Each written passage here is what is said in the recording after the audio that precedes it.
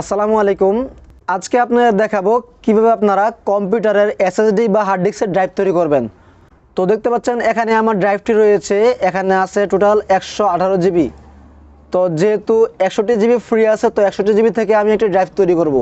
আপনারা যদি Windows 7 use করেন তাহলে এখানে কম্পিউটার লেখা পাবেন, আর যারা উইন্ডোজ 8 বা উইন্ডোজ 10 ইউজ করেন তারা এখানে দিস পিসি লেখা পাবেন। তো মাউসটি দিস পিসিতে নেওয়ার পর মাউসের রাইট বাটনে ক্লিক করে দেবেন, এখান থেকে ম্যানেজে ক্লিক করে দেবেন, তারপর এখান থেকে ডিস্ক ম্যানেজমেন্টে ক্লিক করে দেবেন। তো দেখতে পাচ্ছেন এখানে কিন্তু আমার ড্রাইভটি চলে এসেছে।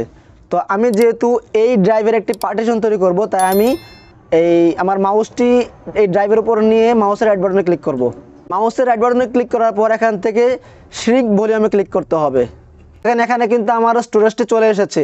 আমার এখানে স্টোরেজ টোটাল আছে 62 জিবি।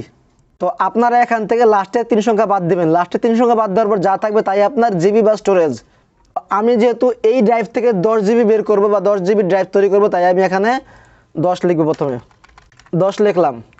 তো 10 লেখার পর আমি 3টা জিরো দিয়ে দেব, অর্থাৎ আপনি যেই কয় জিবি ড্রাইভ তৈরি করবেন সেই কয় জিবি দেওয়ার পর 3টা জিরো বা 3টা যে কোনো সংখ্যা দিয়ে দেবেন।